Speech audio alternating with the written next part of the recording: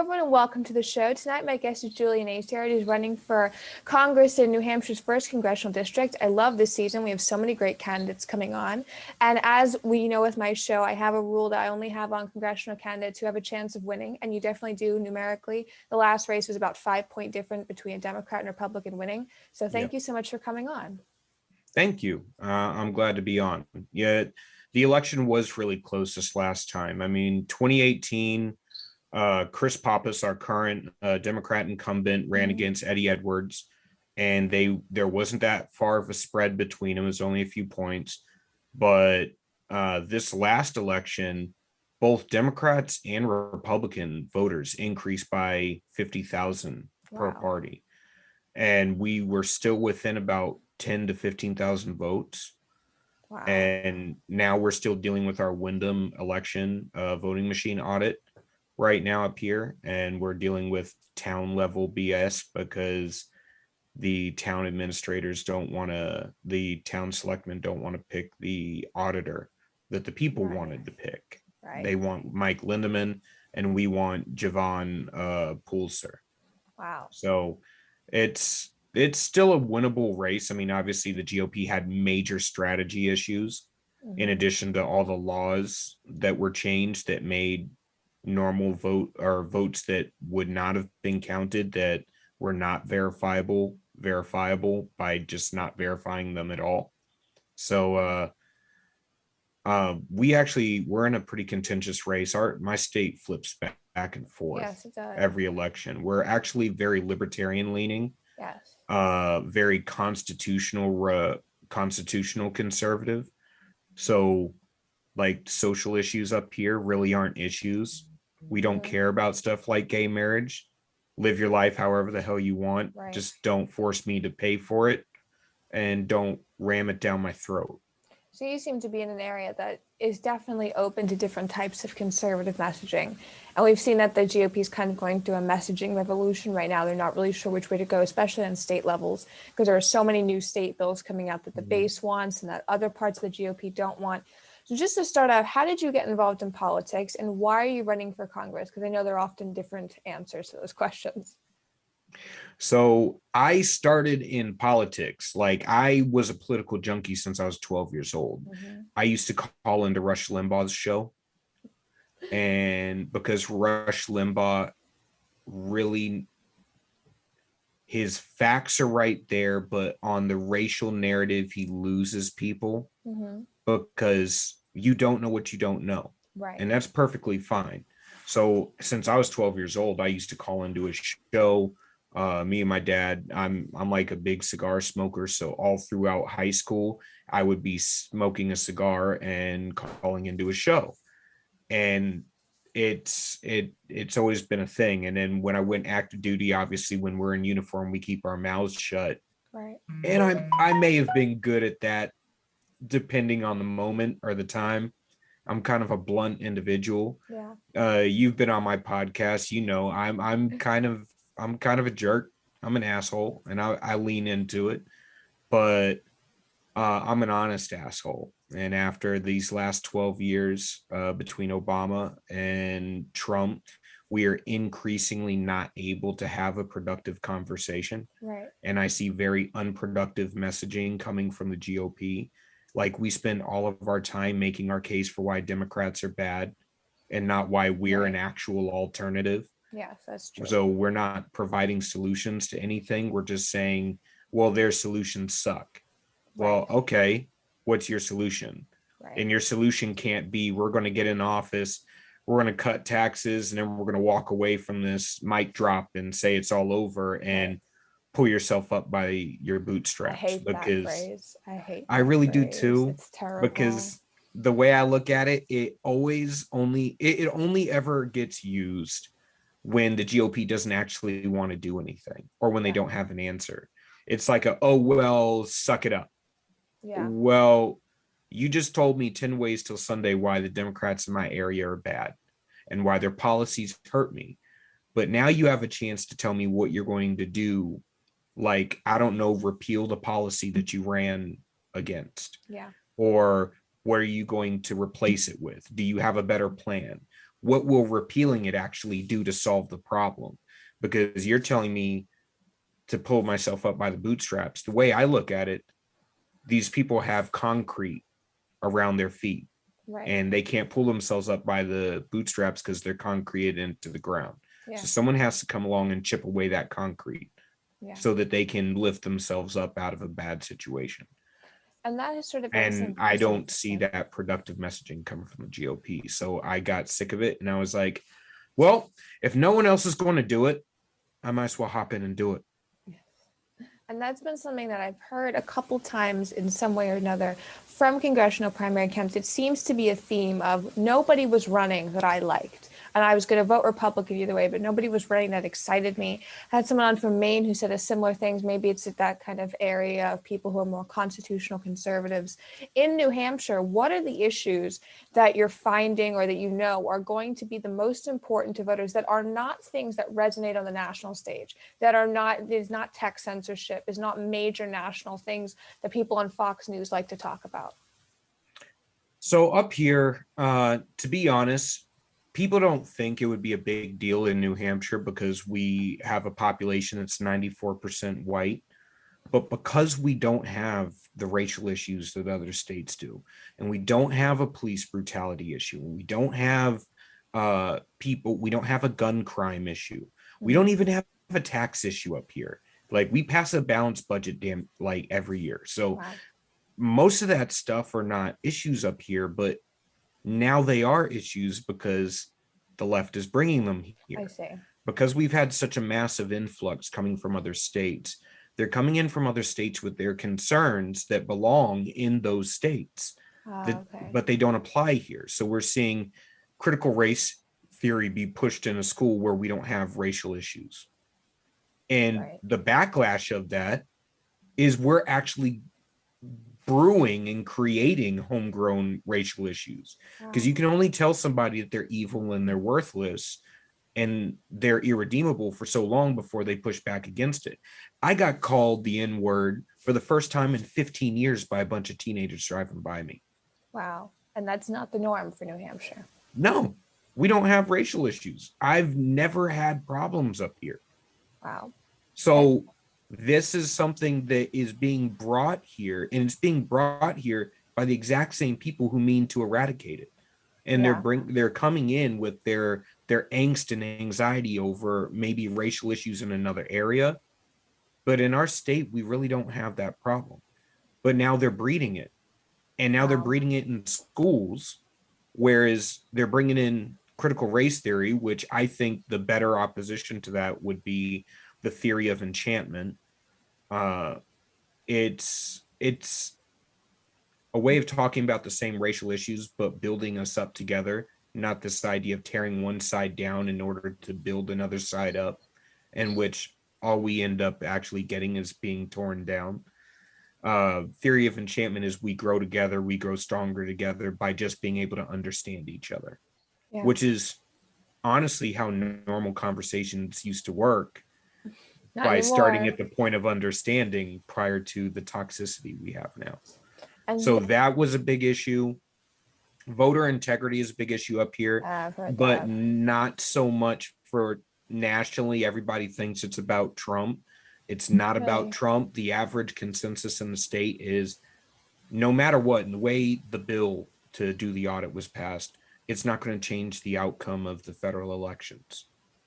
So none of that is relevant. But what it does do is it allows us to be able to tell, all right, was it a voting machine issue? Was it a software issue? Was it something with the hand count? Can we fix this? Or is this something that has happened before? What was the gravity of what went on? How bad is it really? Because when we did look into it, we found a significant amount of discrepancies. And other states are looking, because the way we craft and we do what we're doing up here, if I realize it has national implications, because if it turns out that it did have an effect on the federal races, obviously it makes the case for a lot of other legal arguments going forward. Not to mention it makes a political mistake. I mean, it definitely shows which way the winds are blowing.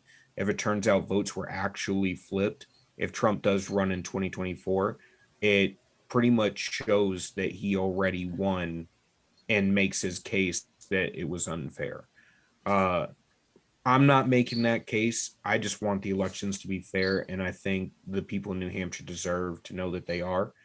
Yeah. And until I see that the audit is done correctly, and I have an issue with it.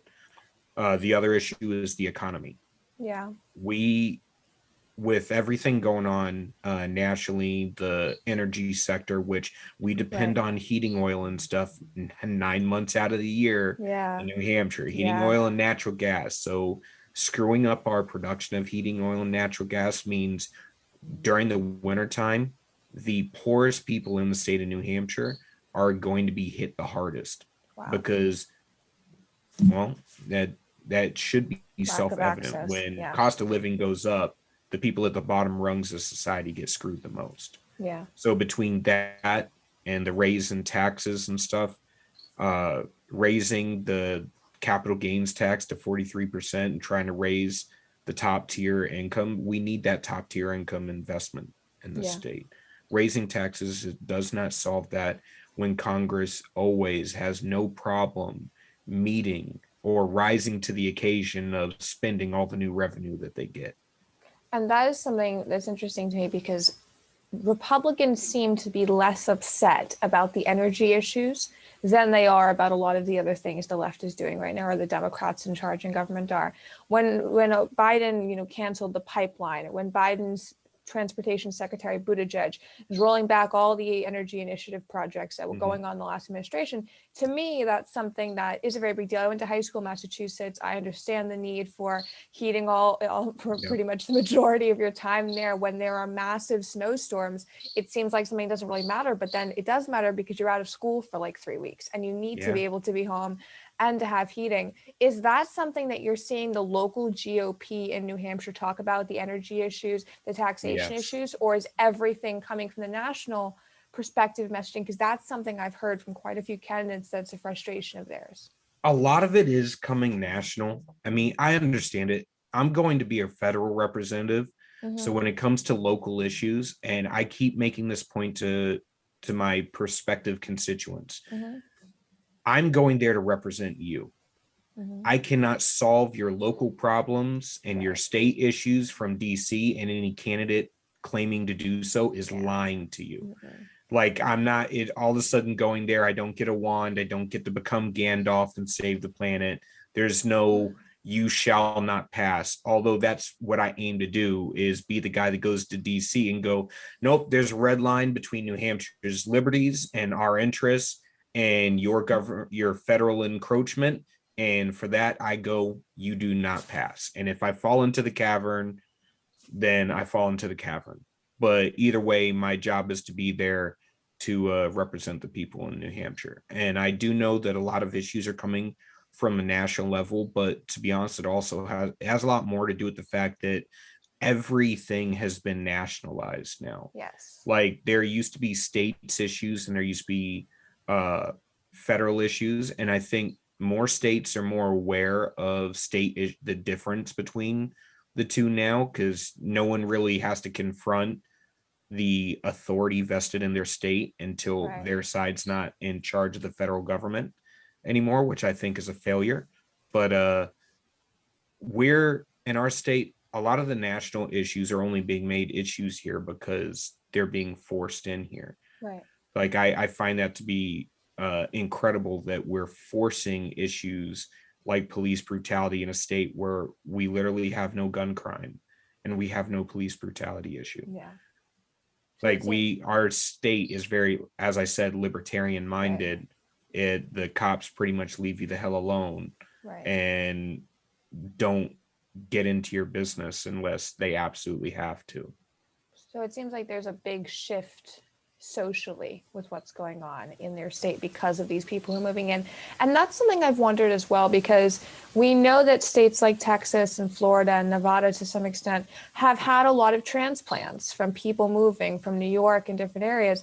And there's been no real discussion about what that political breakdown is going to be like. So in your state, What is the age breakdown for really interested voters? Are you seeing older people become more interested, or younger people, or those middle-aged people who Republicans really seem to have lost in the last election cycle? So it's a combination of younger voters, new families and stuff, working age, but they're coming in as remote workers. Okay. So they're like, well, if I'm not going into the office every day, then there's no reason for me to live in downtown Boston, where the cost of living is a lot higher. I see what They you're can saying. just move right over the border into one of our cities like Concord, Nashua, or Manchester and live there. Why have the extra expenses of living downtown if you don't got to live downtown, and you only have to commute maybe one day a week now? Right. So that makes up a large portion. And the downside of that is we're having a lot of people who are moving into the state, but not necessarily paying the same level of revenue and taxes into the state that we would have, the level of infrastructure and stuff. But that'll work itself out over time. Right. To be completely honest, I'm seeing a large portion of people. I know normally it trickles in people from Mass and they come in with their more liberal values, and Right. it's usually to work. But we're getting a large influx of people who are freedom minded, who are just sick of what happened throughout the pandemic in their other states. A lot of people's eyes were open as to how much power the government has. Mhm. And I truly believe that throughout this pandemic, the right move, sure, I'll give you the couple weeks to, slow the spread when we first got into this. Yeah. But after a couple weeks, when the data started to show that we weren't actually getting anywhere doing that, and there are many countries around the world that didn't and weren't having issues, that maybe that wasn't the best approach. Maybe the best approach should have been, all right, I'm going to give you all the information I possibly can. I'm going to make sure the information is updated and that it's easily available to you. And then I'm going to let businesses and employers make their own decisions so that to the best of their ability. Yeah. Like maybe that would have kept people in their jobs. It would have kept businesses from closing down. Mhm. We're the top of the charts for the most small business friendly state Yes. in the country, Yes. and the top for K through 12 education. I don't know how that's going to be at the end of this, because we just opened schools full time. Right. And a lot of businesses, well, a lot of leisure businesses don't stay open when people have to wear masks at your business. Right. Yeah. When they don't have a choice, the business doesn't have a choice, it hurts the business. And that has an impact on our state. With as many small businesses as we have, being shut down is extremely detrimental. And having size capacity restrictions and stuff, if you have a nightclub or a bar that needs to operate at 50% capacity at a minimum and 120% capacity continuously throughout the weekends, being stuck at 25% doesn't even cut the Right. cake. Right. And is So that something that's important to you as a candidate? Because I know that a lot of candidates on the Republican side and even some on the Democrat side are starting to come out against another level of lockdowns. Would you say that if people were voting for you, they could vote for somebody who would not be embracing a more strict government control with the pandemic? I'm not in favor of government control of a whole lot of things, including how people spend their time, what they can do, where they can go, what they can wear, what they can eat. It, to me, that is the exact opposite. I mean, let's be honest, our founders would have already had a revolution by now at even half of the taxes that we sign on to every day, especially the stuff like this lockdown where the government can outright tell you, no, can't go there. You can't go to church, but you can go to a movie theater.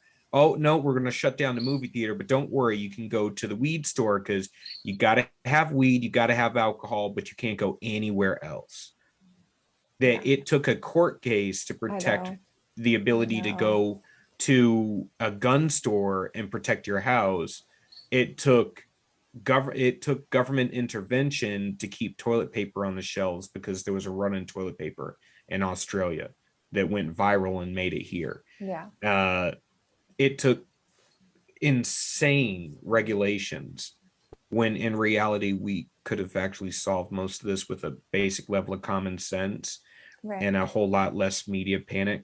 Because don't worry, their ratings went up throughout this entirety, Yes, the entire year. we've seen that. CNN's almost admitted to that, almost shamelessly, that they don't mind that.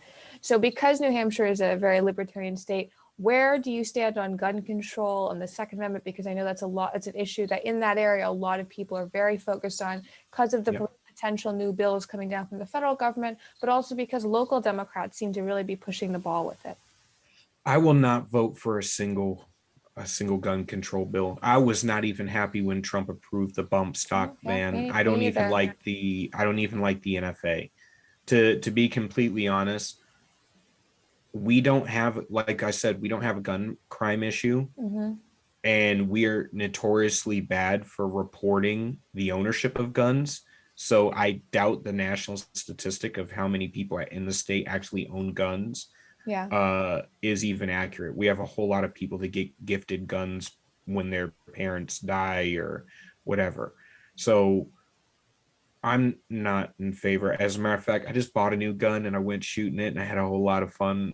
I got a Koenig TP9 with a Vortex sight, and it's a nail driver. I'm having tons of fun, and I got a new AR, so that's Sounds, fun too. sounds like I voters can be don't. very confident in you then. Oh yeah, I'm an NRA member too. I don't, and the NRA even pisses me off from time to Yeah, time with their I've been inability there. to fight. Yeah. So I'm 100% Second Amendment. Okay. I really wish the more of our congressmen's voting records would actually show what they say on TV. Yeah. And I think that's something a lot of voters have been concerned about, because when you send people to Washington, especially for the Second Amendment, you're always one tragedy away from a sudden new gun bill and Yeah. people feeling like they have to comply with the media attention, the public pressure. For issues like school choice, educational freedom is a big thing now because of the pandemic. A lot of parents have been homeschooling. They've seen that if they can do it, they've seen if they need to be sending their kids to school. Where do you stand on school choice and more educational freedom for parents to have the right to homeschool? So we just passed educational freedom accounts up in my state. Corey DeAngelis actually Yes. posted it online when we did. I was there at the Respect New Hampshire event that they threw up here, where it was all they did the Q&A, and I'm actually friends with the two girls that pushed it, Allison Scott and Alicia Houston. They were absolutely fantastic, and I'm a huge supporter of it. Okay. The way I look at it, I don't like government education because that's what it is. It's not public education, it's government education. And that historically has turned out very badly. Yes. Case in point, the absolute dismal knowledge of history and civics that Yeah. our population has. Yeah. And people wonder why that is. Well, you put the government in charge of teaching you how to hold the government accountable. Yes. Did you think it was going to turn out any different? Bit of a catch-22. Yes, definitely. Plus, we need to look at education a little bit different. We have a supercomputer in our hands at all time. Right. If you're using it to play Candy Crush and you're not using it to acquire new information, you're probably not doing yourself justice. Yeah. And throughout this pandemic, my son, when they shut down 2020, I was feeding him as much information as possible. I'm like, oh, so you have an interest in space. Cool. I'm going to give you an entire star map and I'm going to give you all the constellations. And by the way, a lot of those constellations are named after Greek mythological figures. Right. I'm going to give you Greek mythology. So my son started reading star maps and he started reading Greek mythology, Roman mythology. And then I started to feed in, by the way, a lot of these parliamentary procedures and all this stuff have to do with how our parliamentary and English common law. Right. So I started giving some English history. Then I started giving them some American history, like our founders, and started to give them the Constitution. So my son at 9 years old has read the Constitution. Yeah. I believe education is the pure, unbridled acquisition of knowledge. Yeah. And I think as we're evolving with these educational freedom accounts, Yeah. I think this this pandemic has shown how flawed our education system is. Yeah. And while I support teachers, I don't like teachers' unions gambling with Yeah. our kids' education. I think that's important for a lot of parents because does seem to be this national attention coming to homeschooling, and that can be really good. Or we can see certain state governments try to curb it, and that, of course, will upset a lot of parents. I care very much about foreign policy. This is something I talk about on my show. I don't like the uselessness of foreign policy. So if you were in Congress and because Congress has a big role to play about war and about foreign policy and sanctions, what would be your perspective on American foreign policy? How would you best represent New Hampshire in your votes or in your tactics towards foreign policy questions? See, I land libertarian on most things except for foreign policy. Mm-hmm. And that's because I believe libertarianism is about as close as you can get to a great national or a great domestic policy. Mm-hmm. But that requires the two things that the conservative movement has been lacking up until recently: activism and Right. community engagement. Right. We've been very apathetic for about the past 70 years. So now that we got everybody up to par and everyone realizes, oh, wow, we have local governments and we should be involved in them. I'm glad everyone's awake now. But now for foreign policy, I will give Biden credit where it's due with the pulling out of Afghanistan. Okay. I know people want to bash him I'm pro that. Like people want to bash him just because he's got a D in front of his name and they don't like him and they wanted Trump. And I get that. And I don't like Biden either. But pulling out of Afghanistan is the right thing. And this commission to study it are a bunch of industrial complex lackeys, industrial war complex lackeys. And I'm not okay with that. I'm sick of seeing I'm a Marine, mm-hmm. and I'm sick of seeing my brothers and sisters, and not just the Marine Corps, but in the other forces, go overseas and we spend blood and treasure for absolutely nothing. We don't fight wars to win them anymore.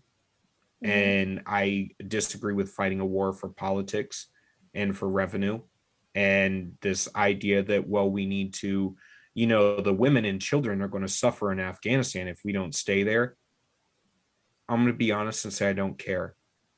I don't care because that's not my job. I'm not there to represent in DC to represent women and children in Afghanistan. Yeah. My job is to represent American citizens, both, and not just Republican American citizens. When you're in DC, your job is to represent everyone in your state. Right. And I would put any Democrat, no matter how radical, over women and children in Afghanistan. Yeah. As far as trade goes, the best trade is free trade. And if you can't have free trade, fair trade is about as good as we can get. Milton Friedman said that, and I completely agree with him. Yeah. When it comes to foreign policy, I think the federal government should take a pretty hands-off approach. I even think our interjection into things in the Middle East have made things worse at times mm-hmm. than better, or at least for 20 years. And we finally started to move the ball. And the guy that moved the ball, we sort of lost him. Yeah. So it is what it is. As far as what's going on with Pakistan, Israel, and India and China, or India and China fighting over their border, that's been going on for forever. And I don't see any way that that's going to change. They're both superpowers. They can both hash it out between themselves. Yeah. And we should stay out of it until we absolutely have to get involved. Our biggest focus is the geopolitical threat of China right now. Yes.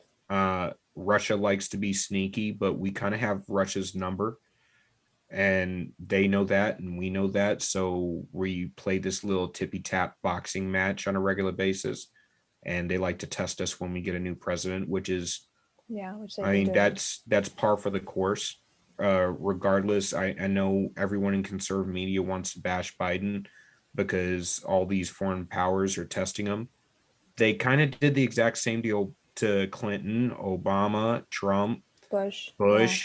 Like that's what they do. They get a new president and they test their lateral limits to see what they can get away with. And even our allies do that. So it's not unique. Yeah. So you would you are a candidate, if you were in Congress, you would vote for things that would be coming out harsh against China.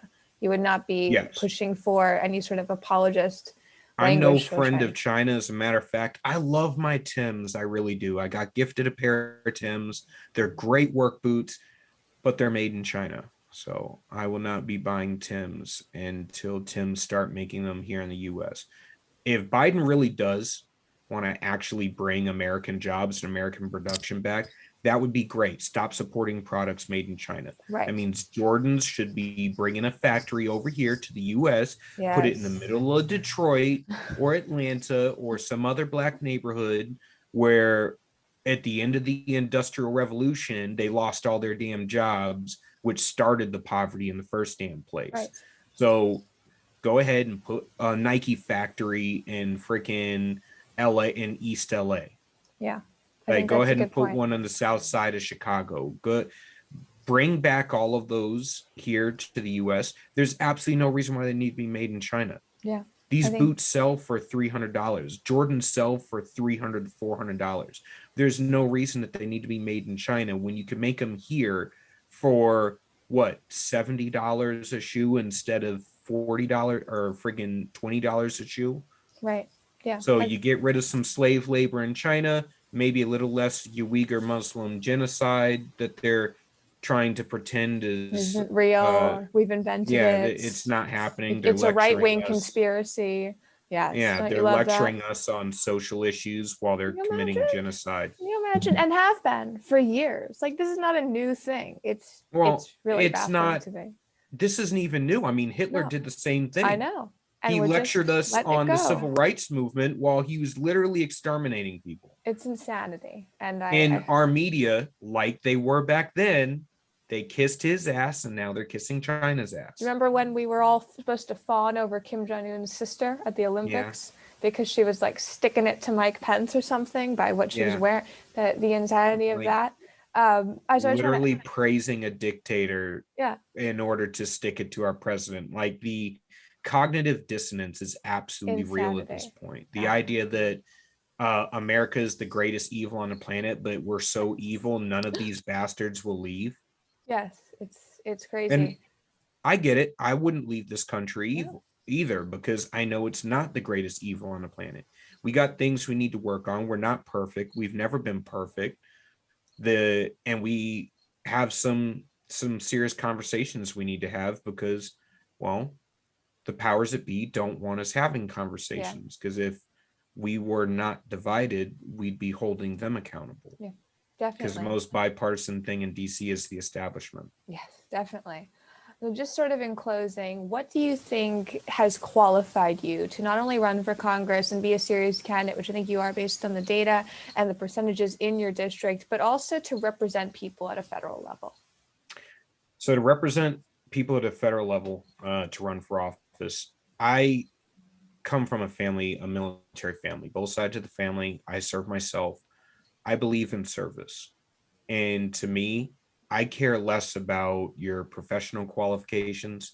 I care less about whose ass you kissed to get into DC or what office you worked in. I care more about your ideas. I have the ideas. I'm of the requisite age. I'm an American citizen. And I was bred to serve. It's not just something that I do, it's something I actually believe in. Yeah. And I'm, like I said, I'm a belligerent bastard. So I'm kind of unwavering in everything that I believe in.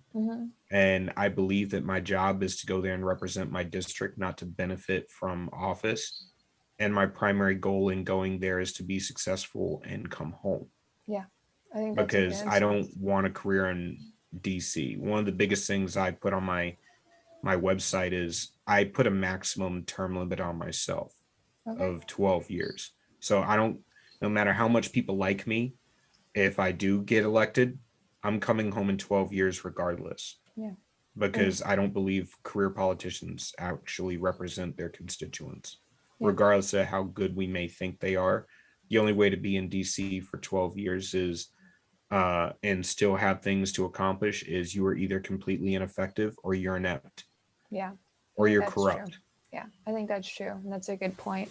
Thank you so much for coming on to share your story and your perspective on different issues. Where can people follow you on social media to follow along with your campaign? So it's the spelling of my last name at ACCIARD 2022 on Twitter. Mhm. Julian Acciard for Congress that's my congressional Facebook page. I do have Gab, Telegram, and Parlor, but I don't use them. Okay. I'm never on them. They're always shutting down on me. Yeah. So I'll stick with the two main ones for now until I get banned or All the right. tech lords come after me. They come after us all at some point. Thank you so much for coming on, and we will make sure to keep up to date with your race. Yep, solutions over politics. That's what I'm bringing.